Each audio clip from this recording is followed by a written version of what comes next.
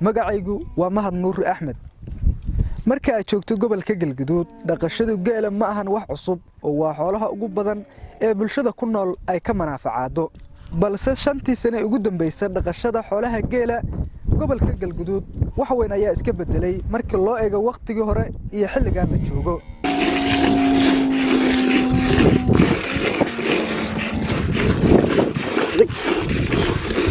shan sano ka hor fikrad ay la yimaadeen qurba joogta iyo ganacsatada ayaa ka dhigtay waqtigan inuu isbedel ku dhacay habdhaqashada geela cadaadi iyo deegaanada ku dhow marka loo eego sanadiyadii hore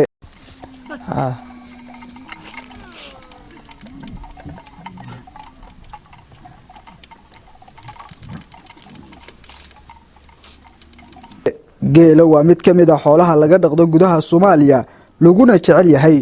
isbedelada la dareemaya ayaa ah in sanadiyadii hore qof kale 100 halaad oo geela saameyn xoogan ay ku yeelan jirtay daaqsin u raadinta iyo sidoo kale abaaraha wax dheefkiisana aysan dad badan gaari jirin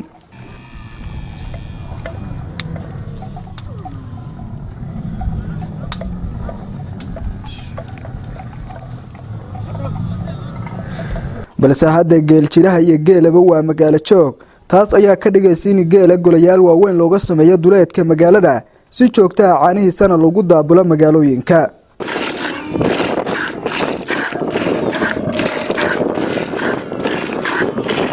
hindisayaasha qorshahan faa'iidada weyn ka helay waxa dheer dad badan oo shaqo abuur u noqday oo qayb ay ka yihiin hooyooyinka caanaha iibiya geel raacayaasha iyo kuwa magaalooyinka keena caanihiisa taas oo ka dhigaysa in dad badan lagu maareeyo noloshooda booqasho aan ku tagnay qaar ka mid ah golayaasha geela ayaan ku wareysanay dadka ka faa'iideysta habdhaqashada cusub ee geela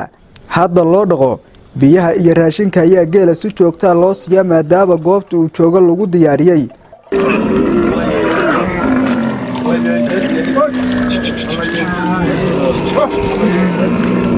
habkan ayaa ka mid ah sida looga faa'iideysanayo ganacsiga dunida aan horumarka gaarayso Cabdirashiid Cusmaan oo golahan geela asaga aan kula kulno oo mas'uul ka yahay waxa uu ka dhaxeeyaa kabaniyaal ganacsiga qurba joog waxa ay nooga waramayaa farqiga u dhaxeeya geela magaalada iyo xilliga miyiga lagu dhaqayo maadaama isbedel ay jiraan sanadadii dambe magacaygu waa Cabdirashiid Cusmaan Xalane geelaniyo waxa iska leh kabani niman ganacsataa iska leh oo qaarna dalka jooga qaarna dibadda jooga waxa uu qabtaana waa wax muuqdo waa ujeeda hadeer waa la sahayaa giba ku dhex jira caanihiisa baabuurtii waa taagan caanihiisa magaalada waa la geynayaa adigu waa wax wadanka ku soo siyaaday oo adigu ilaahay noo kasbay in wadanka dadka jooga dadka dibadda jira oo ganacsatada dib ay ugu soo celshaan nacfigiisana hadee waa wax la koobi kara ma ahan markii la fiiriyo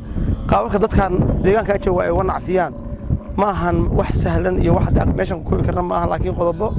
muhiim ah ay hadda si laga sii sheegi karaa way jiraan horta waxyaalo badan baa isbedelay adduunku hore u socdaa geeri hore dadka wata waxa suuraa nin boqolkaana kala halaad loo waqtinahay inuu jiro baadiyo asaguna aan ku noolayn maalka ayaana u ku noolayn laakiin hadda waa la fahmay dad wax soo bartay oo khubaro ah oo ganacsiga soo fahmay oo kor ka yimid iyo kuwa gudaha joogaba naqshadan soo celshay geeri wax la fahmay in asagana la noolayn karo dadkina ku noolaan karaan magaalada hadda meeshan aan joogno ninka ka shaqeynaya kacaanaha qaadahaya gabadha loo geeyo caanaha gadaysa hoteelka shaah laga cabayo gaari shidaalka lagu soo shubayo waxa la dhihi karaa magaaladan yaama deegaankan waxa la dhihi karaa yoonkii wax ka hela oo wax ka soo saarta markii uu liidato 100 halaad oo kale ilaa 20 qof ilaa 30 qof waa mushaar ka soo gala yoonkii halaha soo xarooda lama xisaabi karo waa u shaqeeya asaga cuneen ama dadkii meesha jooga ka heleen dadka laha milkiidiisa ka heleen waxa la isdhihi karaa geelan hadda bal matalo gudahaan ka asaga tusaale ka bixiyo hadda geelan meesha lagu lisayo waxaan isleeyahay waa 100 halaad waxa laga yaabaa sanadkii hashi inay hal dhali karto hashi hal kale inay dhali karto markii caanihiisa suuq helaan oo si nadiif ay u baxaan hashi waxa la isdhihi karaa hal kale dhash adoo waxa la dhihi karaa faa'iido ay joogtay waa la bajibaarta la dhihi karaa geelaniyo waxa la siiyaa dhowr waxyaalood baa la siiyaa galley waa la siiyaa raashin horta waa la siiyaa ayo nooc ama boorashaada ama galley ahaado biyana waa la siiyaa waa la daweeyaa dhaqaatiir baa loo keenaa marka biyihii baa la keenaa waxaa lagu sameeyaa horumarin badan baa lagu sameeyaa waxyaalo badan oo xoolihii hore laga qaban jiray shilintii baa laga dhibaynayaa dawadii baa la keenayaa wax kale la samaynayaa waa la durayaa dhaqaatiirtii baa imaanaysa dadka hadda waqtiga aad joogno dadka dhan ba horta naqshadan wada fahmo geelasha hadii mid joogeen waa la keenay magaalada wada joogaan laakiin naqshadan dad wax soo bartay oo wadankan u dhashay oo wadamada horumarka tagay aagaana hadda wax ka fahansan sida xoolaha loo dhaqo soo arkay dadkan hore waxa aan jirin xoolo raacad laakiin dad waxa keenay wax soo bartay arrintan keenay ka bacdi deegaanka dhammaan la qabsaday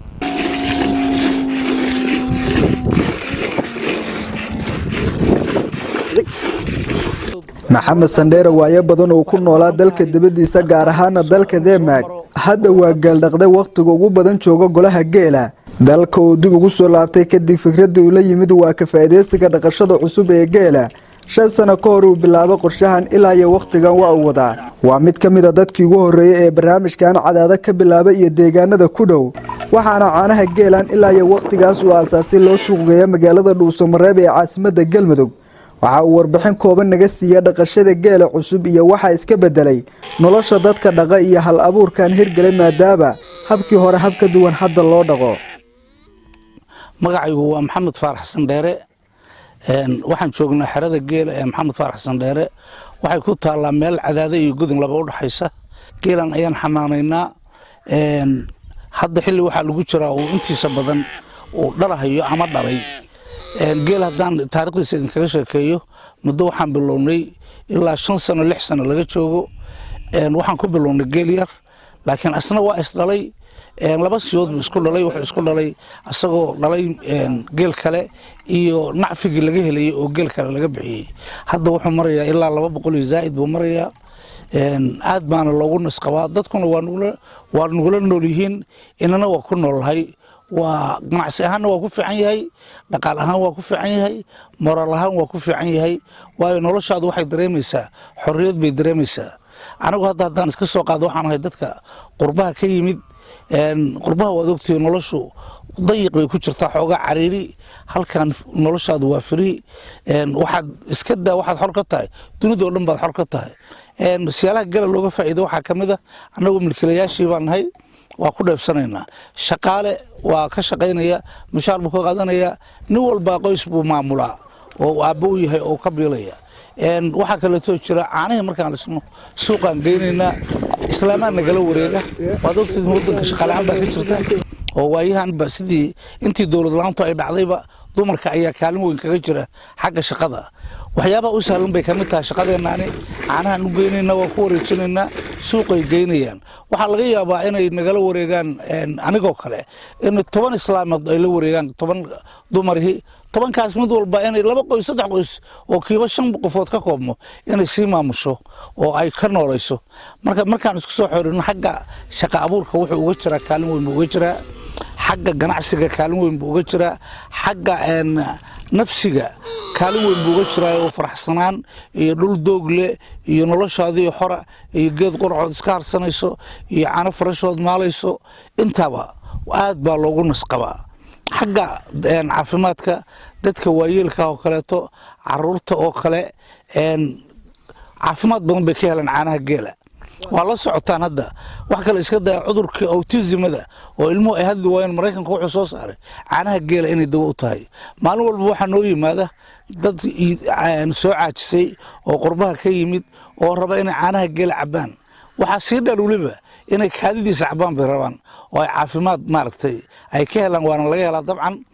عليه الصلاة والسلام رسولك بمركي لوكين دتك جرن وحو يرجيل جاي قولهيسا كذي عنبها كعبين اسبدل وين باكر هذا اسبدل وين باكر اسبدل كوحو هي نبى لقى يابا إنه بقول هذا ليه بقول كاس إن كنتم كمذا هذا يرشال لقى يابا وحو لا هذا يا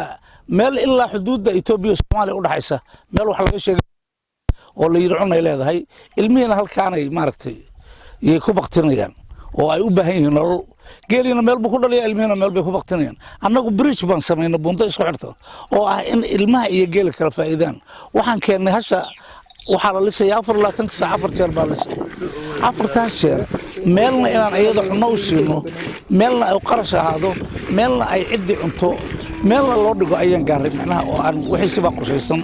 oo macnaha noloshii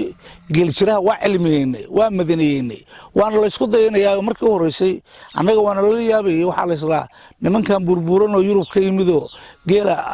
hadda abuuraya dad waalan baa talow hadda laakiin waana la ku daydaa waxay magadayeen inaanan xoolaha wax ka aqoon hadda annagay waxna weydiiyaan war halbaa iga jirataa mid leeyahay maxaan siiyaa wardawada noocaas si sababtoo ah anigu dhakhtarkii baan weydiinaya ilaahayna wuxuu yiri fasalu ahla dhikri in kuntum la ta'lamuuna ayagu laakiin nin walba wuxuu leeyahay may dab baan ku dhijinayaa may aniga aqaan laakiin anagu waxaan keenay inaan dadka dhakhtarkii wax weydiino dawadii warsano dadweynaheena aan u gudbino halkaasna aan iska kaalmaysano oo iyaguna daaqa iyo dooga iyo xilliyada iyo naga aqoon ogyihiin waa ka baranaa annaguna waxbay naga bartaa waxbaanu isbaraa waxyaabahan isbarra waxaa ka mid a dhirta oo kaleeto inaan la jarin oo aanan ogolayn dhirta in la jaro qorbojoog ayaa ahayd oo Yurub ayaa ka timid bal maxaa kugu dhiirigeliyay inaad Soomaaliya oo timaado galgaduud oo laga yaabo in colaado sokay ka jireen wadan kuleyl yahay inaad geel ku tolcado oo bire qaadi waxyaabaha kugu dhiirigeliyay maxaa ka mid horta sideeda galgaduud iyo dhulkan mudug la isku yiraahdo rabashba kama baxo Soomaalidu waxay ku maamaadaan 20 jir mudug jooga alla uma ceeb qarin macnaha duu fuleeyaha maalin walba dagaal baa taagan hadduu bakhayl ahaa maalin walba way ku barayaan waxa aad tahay banaanka u soo saarayaan waxyaabaha igu kallifay qurbaha aad sheegaysa laftigiisa ay igu dhiirigeliyay waayo qurbihii markaan tagnaan waxaanu aragnay nin 5 saacad haysta oo meel tuula degan oo subaxii booyad loo keenayo caanaha looga qaadayo oo nalkiisi iyo biyihiisi iyo telefonkiisi iyo telefishinkiisi ku haysta yaad arkaysa hadda aniga meeshan dhawaan baan soo degay laba teen kaliya ku taal oo shaqaalo ay seexdaan alaabtana dhigtaan mar meel xagga aan deganaa oo aan ka soo guuray 4 teen ay dhisnayd talagada yaalay solar ba yaalay talagada yaalay telefishan habeen ku daawanayay geelsiraha dhan markay geela soo xareystaan telefishankayga ay u imaanayeen waxa marka aan ka bartay qurbihii laftigiisa waxaan ka bartay meel cidla inta la tago nolol xor ah adoo meel cidla tuula degan in aad ku noolaan karto taxi bayer aad tahay canshuurta aad bixinayso meeshaada aad biyaha ku helayso nalka ay ku helayso ma garanaysaa wax walba koontada aad ku helayso ayaga laftigooda ka soo baran annaguna waa soo gudbinayo mujtamaceena u soo gudbinay hadda marka waxaan nahay annagu model lagu daydaan waaba nagu daydaan dadka rimigo nala yaabana hadda annaga nagu daydaan may waxay ku xanuuntaa marba sida xaaladdu ay tahay mar walbana meel dheer gaaraga caanaha loo qaadi mayo markaan oo kale waa mar la hubo inuu isbixinayo geel badan uu dhalay waana laga maarmaano meel oonley ah baa naqi ku haraya oonleydaas markii hore meeshaas ma gaartid meel abaarad xooli ku celinaysa hadda waa qaadnaa meesha oonleyda oo la gaarin baan baagiisa u dhignaa booyadana biyahan ugu shubnaa marka isagu hadba meesha hadba caws jiro oo uu ka helayo wuxuu daaqo ayuu maaragtay tagaya tana soo hartay raashinka aan siinayno waa raashin aan ku kaalmaynayno oo marmar waxaan la siinaa sembri inta irmaan waa caana ka iibsi camal tayada ay saaidinaysaa neefka waxay ku saaidinaysaa jir ahaan bay u dhisaysaa waa ku cayirayaa caano badanna waa ku keenaya marka markastood wax u badiso isagu markastaba intaad u dhiibto kuu dhiibaya haddaad siiso raashin badan caano badan baad ka helaysaa haddaan raashin siin caano yar baad ka helaysaa weyn baan samaynay hadda aniga ka soo qaad ilaa 12 qofood geelaas waa ka shaqaysaa mushaar bay qaataan nin walbaana marka ugu lito hal qoys oo 5 qofood uu leeyahay waxa weeye dad badan baa markaa ku nool ilaa 60 qofood baa markaa ku nool waxa ku sii nool kuwii laga sii gadayay waxa ku nool kuwii sii gadayay kuwii cabayay nolosha dhan waa aad buu nolosha hadda ma jiro nolol kale oo hadda soonahan cadaade iyo wax kale oo nolol lagu hayaaba ma jiraanba nolosha inta ugu badan geela lagu tirsan yahay waxa kale soo haray maanta ma ahan markii hebel waa geel jiro waa reebadiir la oran jiray waa lagu faanaa ninkii muxuu yiri aakhira niman geel lahayn lama amaanayn maanta waxa hadda soonahan mudug oo dhan ma cadaade kaliya qaalka ay ka soo bilow dhuusamareebge ilaa hiiraange nin walba ninkii hal waa ku faanaa kii aan lahayn hashu raadiya